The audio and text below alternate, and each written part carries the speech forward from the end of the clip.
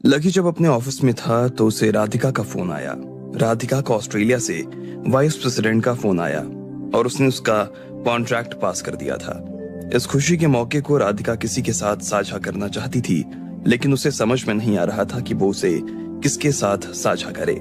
इसलिए उसने लकी को अपने साथ डिनर के लिए बुला लिया था। जब लकी उसके साथ डिनर पर गया और उसे इस खबर के बारे में पता चला कि राधिका को ऑस्ट्रेलिया बुलाया जा रहा है, तो वो भी उसकी इस तरक्की से काफी खुश हो गया था। इस सब के बीच में इधर स्मिथ और मार्टिन वाइस प्रेसिडेंट गिल के घर आ चुके थे। जैसे ही गिल ने उन दोनों को देखा तो वो काफी खुश हो गया। उसने तुरंत जाते ही दोनों को अपने गले से लगा लिया था। तुम दोनों से मिलकर बहुत खुशी हुई। कितने दिनों के बाद मुलाकात हुई है, गिल ने कहा और उन दोनों को अपने साथ एक कमरे में ले गया। मार्टिन उसके साथ नहीं जाना चाहता था, लेकिन स्मिथ के फोर्स करने पर वो उसके पीछे पीछे चला गया। बैठो, क्या पीना पसंद करोगे, चाय या कॉफी? वैसे मार्टिन के लिए तो मुझे कुछ ठंडा ही मंगवाना पड़ेगा। इसका चेहरा तो देखो, कितना गुस्सा आ रहा है इसे, वाइस प्रेसिडेंट ने कहा। स्मिथ ने मार्टिन को घूरते हुए देखा, लेकिन इस चीज का उसके ऊपर कोई असर नहीं हो रहा था। आखिरकार मार्टिन से रहा नहीं गया और उसने गिल की तरफ देखते हुए कहा, वो क्या है कि मेरा भाई मारा गया है ना, तो गुस्सा तो मुझे आएगा ही। अगर मेरी जगह आपका भाई गया होता तो शायद यही गुस्सा आपके। मार्टिन, इतने में स्मिथ ने उसे डांट कर चुप करवाते हुए कहा, लेकिन अब मार्टिन रुकने वाला नहीं था। कब से ये बात उसके गले में अटकी हुई थी। वो इस बात की वजह से ठीक से सो तक नहीं पा रहा था। ऐसे में जब आज उसे ये मौका मिला तो इसे वो इतनी आसानी से जाने देना नहीं चाहता था। उधर गिल ने भी जब स्मिथ को मार्टिन को चुप करवाने की कोशिश करते हुए देखा तो उसने उसे बीच में ही रोक दिया। उसे पता था कि एलेक्स के जाने के बाद मार्टिन के दिल में क्या चल रहा था, इसलिए उसने मार्टिन से कहा, मैं तुम्हारा दर्द समझ सकता हूं बेटा। एलेक्स की मौत का जितना दुख तुम्हें है उतना ही दुख हमें भी है। कोई दुख नहीं है आपको, आप सिर्फ दुखी होने का ना नाटक कर रहे हैं, और वो भी आपसे ठीक से नहीं हो रहा है। अरे अगर आपको दुख होता तो उस दिन उस लकी और राधिका के हाथ में सर्टिफिकेट देने की जगह उनकी छाती में ना गोलियां उतरवा चुके होते आप। आपके लिए तो ये काम इतना मुश्किल नहीं था, फिर भी आपने ऐसा नहीं किया। उसके बाद भी आप उन दोनों से ऐसे बात कर रहे थे जैसे वो दोनों आपके बहुत खास हों। और अगली बार भी आपको वाइस प्रेसिडेंट बनवाने के लिए ना वही लोग आने वाले हैं। जब आप उन दोनों से इस तरह से हंसते मुस्कुराते हुए बातें कर रहे थे, तब आपको एक बार भी एलेक्स की याद नहीं आई? उसका चेहरा आपकी आंखों के सामने नहीं आया? अरे मेरे भाई ने आपको यहाँ तक पहुंचाने के लिए क्या क्या नहीं किया। उसने वो जुबान भी काट दी जो ये कहती थी कि उसके और आपके बीच में सांठ गांठ थी। वो आपको कितना मानता था, लेकिन आपने क्या किया? आपसे वो 2 कौड़ी का अफसर, वो 2 कौड़ी का मेयर तक नहीं संभाला गया। फिर कहते हैं मेरे चेहरे पर गुस्सा है, कुछ ठंडा मंगवाओ। मार्टिन ने बिफरते हुए कहा। उसे इतना गुस्सा आ रहा था कि उसकी जुबान तक उसके काबू में नहीं रह गई थी। स्मिथ को लग रहा था कि आज वो बहुत बड़ी गड़बड़ करने वाला था। उसके इस तरह से बोलने की वजह से उन लोगों के बीच का रिश्ता हमेशा हमेशा के लिए खराब हो जाने वाला था, लेकिन ऐसा नहीं हुआ। गिल अपनी कुर्सी से उठकर मार्टिन के पास आया और उसके कंधों की मसाज करते हुए बोला, अगर तुम्हें और कुछ बोलना है तो तुम बोल सकते हो।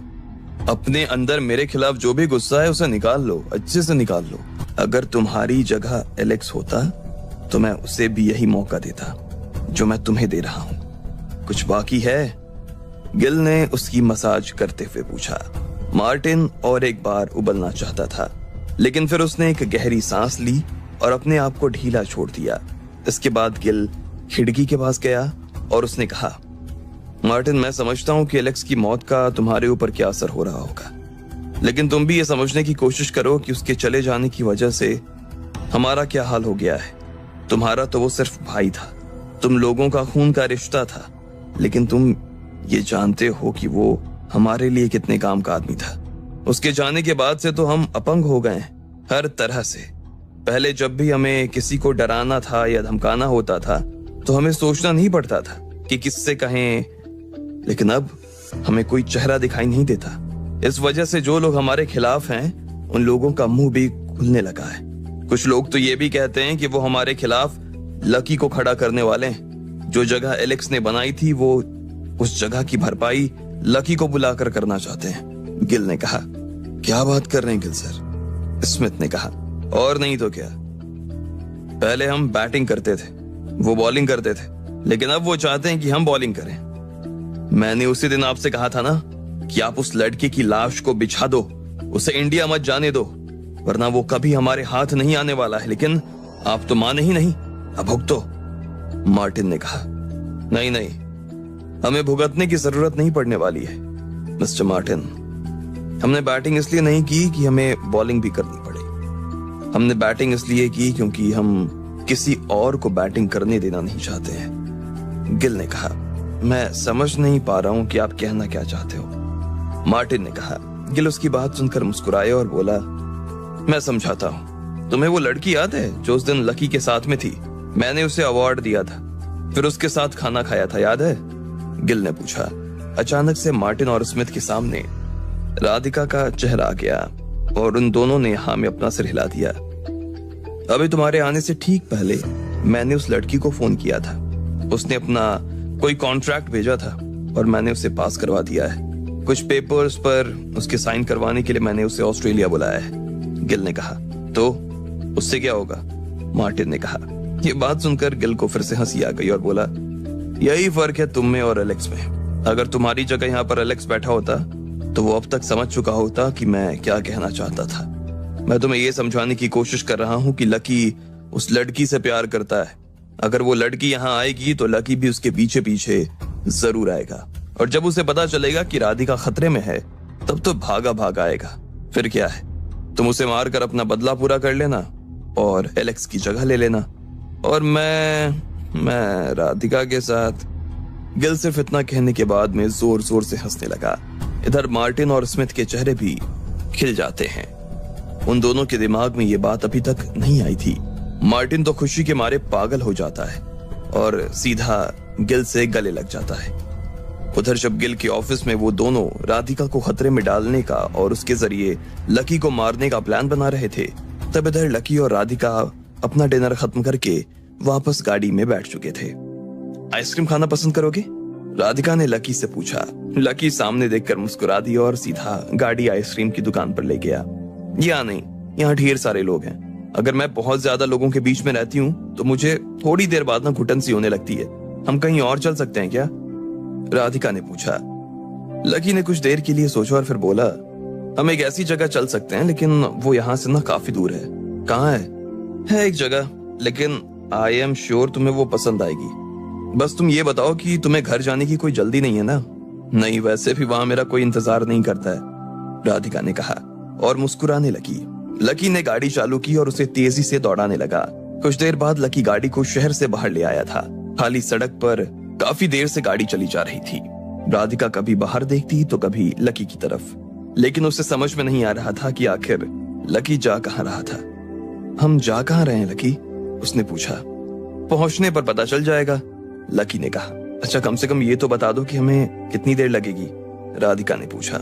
बस 1 घंटा और, लकी ने कहा और गाड़ी की स्पीड बढ़ा दी। इतने में राधिका ने गाड़ी का एसी बंद किया और खिड़की खोल ली। ठंडी हवा उसके चेहरे को छूती हुई चली जा रही थी। उस हवा में उसके बाल लहरा रहे थे और उसे काफी मजा आ रहा था। उसने अपनी दोनों आंखें बंद कर ली और कुछ देर बाद वो खिड़की से बाहर तक निकल आई थी। अरे संभाल के गिर जाओगी, लकी ने कहा। मैं गिर जाऊंगी तो उठाने के लिए तुम हो ना, राधिका ने कहा और लकी की तरफ देखकर मुस्कुराने लगी। उसकी मुस्कुराहट में एक अजीब सी शरारत थी। उसे इस तरह से मुस्कुराता देख लकी भी अपने आप को रोक नहीं पाया और वो भी मुस्कुराने लगा। मैं तो कहती हूँ कि तुम भी एक बार ना ये ट्राई करके देखो, बहुत अच्छा लगता है, राधिका ने कहा।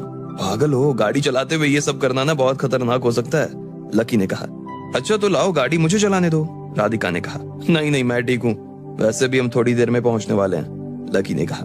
अरे बाबा, तुम बहुत जिद करते हो, चलो गाड़ी रोको और मुझे उधर आने दो। अरे नहीं ठीक है लकी, बोला ना आने दो, राधिका ने कहा और लकी को घूरते हुए देखने लगी।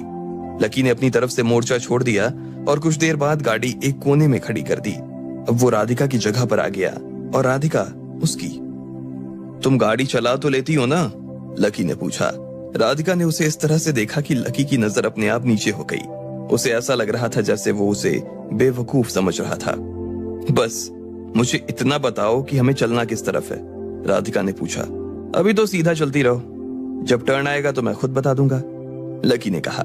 राधिका ने एक हाथ से स्टीयरिंग संभाली और दूसरे हाथ से उसने लकी को धक्का देना शुरू कर दिया।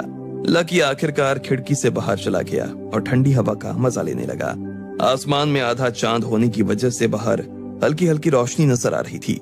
उस रोशनी में लकी का चेहरा चमक रहा था। उसने अपनी आंखें बंद कर ली थी और बस हवा का मजा लेता जा रहा था। उसे ऐसा लग रहा था जैसे उसके चेहरे पर हवा का झोंका नहीं, राधिका का दुपट्टा फिसल रहा हो। आंखें बंद करते ही उसकी आंखों के सामने राधिका का चेहरा आ गया। शैंपेन का सुरूर जो उसके दिमाग में पहले हल्का था, अब वो गहराता जा रहा था। उसी ठंडी हवा का मजा लेते हुए लकी से रहा नहीं गया। वो जोर से चिल्लाया, राधिका आई लव।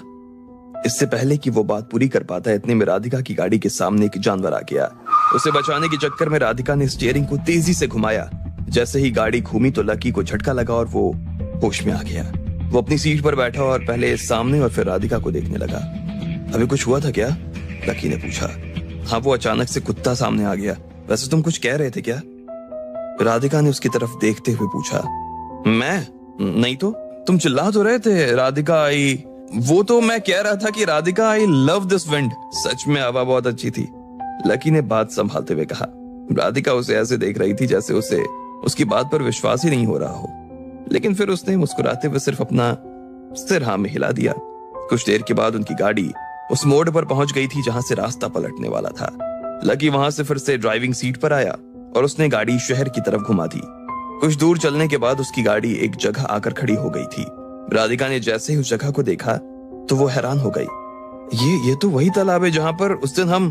हाँ, ये वही तालाब है, लेकिन तुम गाड़ी यहाँ क्यों लाए हो? तुम्हें भीड़ भाड़ पसंद नहीं है ना, तो मुझे इससे ज्यादा शांत जगह मालूम नहीं है, लकी ने कहा और मुस्कुराने लगा। राधिका भी उसे देखकर मुस्कुरा रही थी। अब आगे क्या होने वाला था? आखिर किस तरफ जा रही थी राधिका और लकी के इस नए रिश्ते की गाड़ी, और क्या करने वाला था गिल राधिका के साथ? आपको क्या लगता है, क्या होंगे इन सभी सवालों के जवाब? कमेंट बॉक्स में कमेंट करके हमें जरूर बताएं, और सभी सवालों के जवाब को जानने के लिए सुनते रहिए इंस्टा मिलियनेयर सिर्फ पॉकेट एफएम पर। आगे का एपिसोड अपलोड कर दिया है मैंने, आपको मेरे टेलीग्राम चैनल पर मिल जाएगा, तो याद से सब लोग ज्वाइन हो जाओ। और दोस्तों, वहां पर आपको हिंदी में पूरी कहानी भी मिल जाएगा। दोस्तों देखो, सबसे पहले मेरा टेलीग्राम ग्रुप का लिंक मेरे इसी वीडियो के नीचे कमेंट सेक्शन में मिलेगा, आपको वहां से ज्वाइन हो जाए। पर अगर कमेंट में कोई लिंक ना मिले तो आप लोग सीधा टेलीग्राम ओपन कर लो, उसके बाद सर्च में जाके बड़े अक्षरों में मॉर्निंग फुल स्टोरी लिखो, सबसे ऊपर ही मेरा ग्रुप मिल जाएगा, वहां आप लोग ज्वाइन हो जाओ। आपको मैं वहीं पर ऑडियो मिल जाएगा। दोस्तों थैंक यू।